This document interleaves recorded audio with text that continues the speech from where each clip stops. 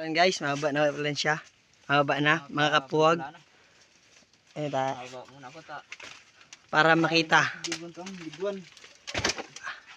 Ayan guys oh. Ayan guys yung nakita namin guys oh. Ayan guys oh. Ayan.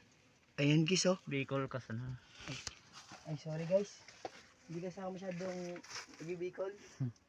Tagalog daw kasi sa mga Kabicolano. Taga Manila kasi ako guys. Yan sa mga liguan, nagralaog na. Ayan. Ayan. O kaya? Ayan ang mga Kabicolano. Nahiling doon ang nagralaog na liguan. Hindi, ano? Ito na. Ano muna padakulao? Ayan na si Bunto. Padakulaon niya ng mga Kabicolano at mga kapuwag. Papadakulaon niya sa luho kang liguan. Harong kang liguan mga Kabicolano. O yan. Padakulaon ng Bunto. Partida paan mga Kabicolano. Ayan. Nagralayog mga Kabicolano sa mga liguan. Ayan, nahiling daw nagralaogan sa mga liguan mga Kabicolano. Kasabago pa kami naghahanap ng liguan, ngunyan lang kami nakakuaning liguan gararay. Ayan, kaloy-haloy. Ngunyan pigpadakulan na ni Bunto.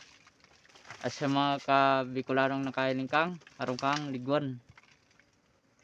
Ayan ang mga Kabicolano pigpadakulan na ni Bunto. Kahit maski dakol pang liguanan dahil natatakot si Bunto. Taga Bicol tayo eh, matapang. Bicolanong, Uragon. Ayan si Bunto. Liguan lang dahil yan. Ayan. Ayan, taas yata mail.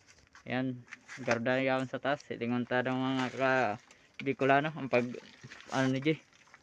Ayan mga Kabicolano.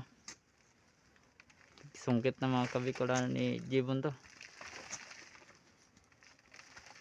Yan, pigpadakula na. Nagralayugan na sa ibang mga liguan mga Kabicolano. Ayun, yung taas mail. Ayan, papadakulaon. Andun mail. Ayan. Ipinakin natin. Padakulaon na daan ni Bunto so ligo. Harong kang liguan. Para maano. Mahiling ni Doso. Para malaki na guys yung pasukan nila Harong. guys. Ayan. Mga Kabicolano. Ayan. Piglo na ni Bunto so harong kang liguan. Ayan. Pigluay-luay sa ni Bunto. Mga Kabicolano. Ayan mga Kabicolano. Ulan ng init. Ayan na. Mamaya babalik kami.